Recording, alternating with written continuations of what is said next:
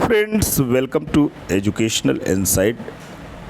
दोस्तों, बात कर रहे हैं बेसिक शिक्षा परिषद के नियंत्रणाधीन उत्तर प्रदेश में जो परिषदीय विद्यालय हैं वहाँ के शिक्षकों का समायोजन की जो कार्रवाई है वो गतिमान है।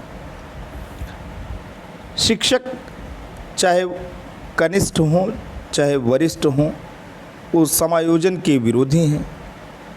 वरिष्ठ एक ही विद्यालय में लंबे समय से उनका ठहराव है, लेकिन जो इससे पहले सरकारी आधिकारिक पत्र निर्गत हुए वो कनिष्ठ शिक्षकों के पदस्थापन के संबंध में ही निर्गत हुए। सरकार की कोई ऐसी नीति नहीं थी जिसके तहत ये भान हो सके, ये शिक्षक जान सकें कि समायोजन की जो नीति है वो वरिष्ठ लोगों के लिए है। क्योंकि इससे पहले जो भी पत्र निर्गत किए गए आधिकारिक तौर तरीके से इसमें इस बात की चर्चा थी, इसमें इस बात को मेंशन किया गया था कि जिन शिक्षकों के बाद में विद्यालय आने से, उनके विद्यालय में कार्यभार ग्रहण करने से शिक्षक छात्र का जो अनुपात है वो RTE यानी राइट टू एजुकेशन एक्ट जो आधिकारिक जो कानून है उसका उल्लंघन हुआ हो, उन्हीं शिक्षकों को समायोजित किया जाएगा। इसी YouTube चैनल पे बहुत से शिक्षक शिक्षिका भाई बहन ये कहते हैं, कमेंट भी हमने पढ़ रखे हैं। उनका ये प्रश्न प्रक्षा है कि सर आप ये हमें बताएं कि कैसे आप वरिष्ठ शिक्षकों के मामले में RTE की क्या बात करते हैं। तो RTE की यही बात करते हैं कि जो भी शासन या प्रशासन स्तर से पत्र निर्गत हुए उसमें इस बात को मेंशन किया गया कि जिनके बाद में आने से विद्यालय में शिक्षक और छात्र का जो अनुपात है वो RTE के हिसाब से बिगड़ ऐसे गया कि 30 विद्यार्थी पे एक शिक्षक का जो अनुपात है, मान लीजिए कि किसी विद्यालय में 90 बच्चे हों, वहाँ पे 3 शिक्षक कार्यरत रहे हों, तो सीधी सी बात है कि एक आदर्श स्थिति है, संतृप्त की अवस्था है। वहाँ पे 3 शिक्षक 90 विद्यार्थियों को शिक्षा दीक्षा के निमित्त कार्य कर रहे हैं, लेकिन बाद में भर्ती होती है, शिक्षक भर्ती होती है और वहाँ पे 2 शिक्षक और आ जाते हैं। इसमें कहीं ना कहीं मानवीय आधार पे जो बेसिक शिक्षा अधिकारी कार्यालय है उसके आधार पे या जो पोर्टल मानव संपदा पोर्टल कार्य करता है उसके आधार पे, जो UDAS पोर्टल कार्य करता है उसके आधार पे, ख़ास तौर पे 2 ही पोर्टल इम्पॉर्टेंट हैं। UDAS पोर्टल पे जो छात्र संख्या है उसी के आधार पे शिक्षकों की विद्यालय में नियुक्ति होती है। तो ज़रूर वो शिक्षक अगर उस विद्यालय में कार्यभार ग्रहण किए हैं तो UDAS पोर्टल पे बच्चों की संख्या ज़्यादा रही होगी। अब वो शिक्षक उन विद्यालयों में कार्यभार ग्रहण कर लिए, समय बीतता गया, बच्चों की छात्र संख्या घट गई। अब 90 से अगर छात्र संख्या कम आ गई, 90 तो मैं उदाहरण बता रहा हूँ, एक आदर्श स्थिति बता रहा हूँ, सब जगह 90 होना ज़रूरी नहीं। विद्यार्थी संख्या दोस्तों कुछ भी हो सकती है। तो पोर्टल पे मान लीजिए किसी शैक्षिक सत्र में बच्चे ज़्यादा रहे हों, शिक्षक वहाँ पे ज़्यादा पहुँच गए हों। अब स्थिति ये है कि उस विद्यालय में विद्यार्थियों की संख्या कम हो चुकी है। अब जो भी समायोजन की बात हुई है उसमें वरिष्ठ शिक्षकों की बात नहीं हुई। RTE के नॉर्म्स को वायलेट करने की जो बात आई है वो कनिष्ठ शिक्षकों की आई है, तो उन्हें ही हटाने या समायोजित करने की बात अभी तक दोस्तों हुई है। तो उन शिक्षकों को हटाया जाएगा जो बाद में आए हैं। और शिक्षक और विद्यार्थी का जो अनुपात है वहाँ पे बिगड़ चुका है। उन्हीं शिक्षकों का समायोजन होना है। अब सरकार ने दोस्तों अपनी रणनीति बदल दिया है। सरकार बिल्कुल जल्दबाजी में नहीं है। माननीय हाई कोर्ट ने कहा कि 7 दिन के भीतर कैसे सर्कुलर जारी करके आप समायोजन का कार्य कर लोगे, आखिर इतनी जल्दी क्या है। और ये बात माननीय हाई कोर्ट में जो पीड़ित पक्ष थे, जो याची पक्ष थे, उनके वकील साहब ने माननीय हाई कोर्ट के सामने प्रस्तुत किया। तो सरकार भी दोस्तों अपनी रणनीति अब बदल चुकी है।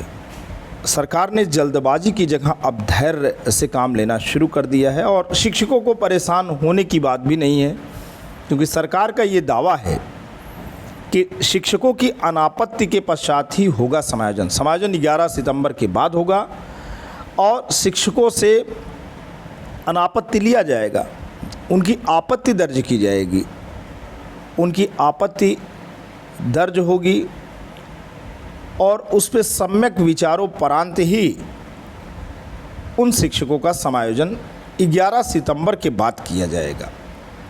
अभी इसी चैनल पे एक शिक्षिका या शिक्षक भाई बहन जो भी रहे हों, उन्होंने एक कमेंट किया था कि डबल बेंच का डिसीज़न 12 को आने दें।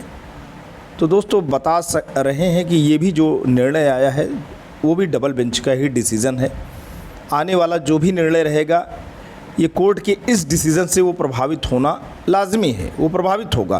क्योंकि माननीय हाई कोर्ट ने अगर एक ही मुद्दे पे कोई अपना डिसीज़न दे दिया है तो बहुत ज़्यादा संभावना इस बात की रहती है कि आगे आने वाला जो डेट पे जो भी सुनवाई होती है, पहले की सुनवाई से वो सुनवाई सिनोनिमस होती है, लगभग वो उसी रूप में होती है, क्योंकि अपना कोर्ट का अमूल्य समय है और कोर्ट अपने समय को बर्बाद नहीं करना चाहती। बहुत सारी पेंडेंसी माननीय हाई कोर्ट में हैं और लोगों के डेट नहीं आते, हियरिंग नहीं आते हैं और लोग इसी चक्कर में डेट पे डेट पड़ती रहती है और कभी दोस्तों न्याय जो मिलना चाहिए वो लोगों को उतनी जल्दी से नहीं मिल पाता है। आइए दोस्तों देखते हैं पूरी की पूरी बातें दोस्तों क्या हो रही हैं। 11 सितंबर के बाद होगा शिक्षकों का समायोजन। माननीय हाई कोर्ट का ये जो है सामने सरकार ने अपना पक्ष रखा है। प्रयागराज से बात करते हैं और विधि संवाददाता इसे कवर कर रहे हैं। दैनिक पत्र हिंदुस्तान से हम बात कर रहे हैं। सम्मानित दैनिक पत्र हिंदुस्तान में ये खबर आज छपी है कि परिषदीय विद्यालयों में अध्यापकों के समायोजन और स्थानांतरण का कार्य अब 11 सितंबर के बाद होगा। इस दौरान बेसिक शिक्षा परिषद छात्र शिक्षक अनुपात के आधार पर शिक्षकों की सूची तैयार करेगा। यह भी निर्णय लिया गया कि स्थानांतरण से पूर्व संबंधित अध्यापक से आपत्ति मांगी जाएगी तथा उसके निस्तारण के बाद ही स्थानांतरण किया जाएगा। दोस्तों ये जो बात है ये सहानुभूतिपूर्वक विचार किया जाएगा। इसमें काफ़ी हद तक ये बात कहा गया है कि आपत्ति जो भी आप दर्ज करोगे उसको निस्तारित किया जाएगा। ऐसे ही ब्लाइंडली आपको किसी स्कूल से हटा करके किसी दूसरे स्कूल में नहीं किया जाएगा, ऐसा सरकार यहाँ पे दावा कर रही है। वास्तविक और यथार्थ जो स्थितियाँ हैं वो क्या होंगी वो दोस्तों समय बताएगा, लेकिन यहाँ पे माननीय हाई कोर्ट के सामने सरकार अपना पक्ष रख रही है। बेसिक शिक्षा परिषद के सचिव ने गुरुवार को हाई कोर्ट के निर्देश पर हलफनामा दाखिल कर यह जानकारी दी। नीरजा और 50 अन्य अध्यापकों की याचिका पर माननीय न्यायमूर्ति एस सिंह और माननीय न्यायमूर्ति डी रमेश की खंडपीठ सुनवाई कर रही है। दोस्तों यहाँ भी डबल बेंच है। 12 तारीख को अगर आप ये बात करते हैं कि डबल बेंच का डिसीज़न आने हैं तो यहाँ पर भी डबल बेंच का ही डिसीज़न है। और 12 तारीख का जो हियरिंग है, फ्रेश केस अगर लग रखे हैं 12 तारीख को, तो ये जो ऑलरेडी जजमेंट हो चुका है वो प्रभावित करेगा। ज़्यादातर यही जजमेंट दोस्तों रहेगा, आप देख पाएंगे। अगर कोई मिरेकुलस या कोई ऐसी बात हो जाए कि पूरी की पूरी जजमेंट ही बदल जाए तो एक अलग विषय है। और जो चीज़ें होती हैं माननीय हाई कोर्ट में, माननीय हाई कोर्ट के सम्मान में चीज़ें होती हैं, जजेस की बात नहीं है। अगर माननीय हाई कोर्ट किसी मुद्दे पे अपना जजमेंट दे चुका है तो वो एज़ इट इज़ कंटिन्यूड रहता है, क्योंकि उसमें जजेस भले बदल जाएं माननीय हाईकोर्ट तो वही रहती है, उसका जो जजमेंट रहता है दोस्तों लगभग वही रहता है। और इसमें भी सरकार एक बार अपनी बात रख चुकी है। तो सरकार इसी जो अपने बात है इसी हलफनामे को 12 तारीख में भी पेश कर देगी, कुछ अलग नहीं करेगी। याचिकागण का पक्ष रख रहे अधिवक्ता नवीन कुमार शर्मा जी ने बताया कि बेसिक शिक्षा सचिव ने हाईकोर्ट के निर्देश पर हलफनामा दाखिल किया है, जिसमें सचिव महोदय ने बताया कि परिषद ने स्वयं निर्णय लिया है कि समायोजन का कार्य 11 सितंबर के बाद होगा। इस दौरान छात्र शिक्षक अनुपात के आधार पर अध्यापकों की सूची तैयार की जाएगी। शिक्षकों की आपत्तियों का निस्तारण करने के बाद ही स्थानांतरण की कार्रवाई की जाएगी।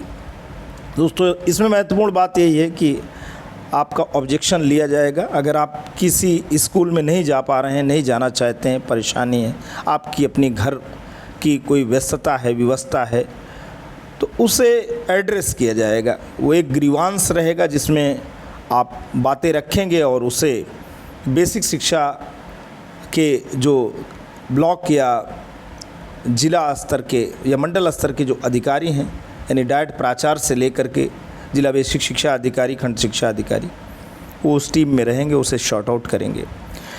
बेसिक शिक्षा सचिव की ओर से इस आशय का हलफनामा दाखिल किए जाने के बाद कोर्ट ने याची के अधिवक्ता को हलफनामे पर अपना जवाब दाखिल करने का समय देते हुए मामले की सुनवाई के लिए 14 अगस्त की तिथि नियत की है। तो दोस्तों अब मान के चलिए 14 अगस्त की जो सुनवाई है भले ही हो गई, सरकार ने अपना पक्ष रख दिया है। अब ये जो समायोजन की एक्सप्रेस है, जो कार्रवाई है, वो अब मंथर गति से धीमे धीमे चलेगी, लेकिन दोस्तों चलेगी, क्योंकि सरकार की इच्छा शक्ति अगर समायोजन करने को है तो वो करेगी। आपकी परेशानी पे सहानुभूतिपूर्वक विचार भी करेगी और समायोजन की कार्रवाई भी मूर्त रूप लेगी।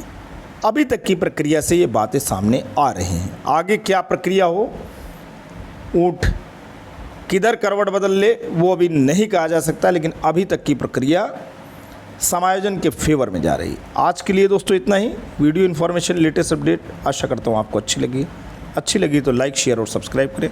जल्द इससे संबंधित एक अन्य वीडियो लेके आपके पास पुनः हाजिर होंगे। तब तक के लिए जय हिंद, वंदे मातरम।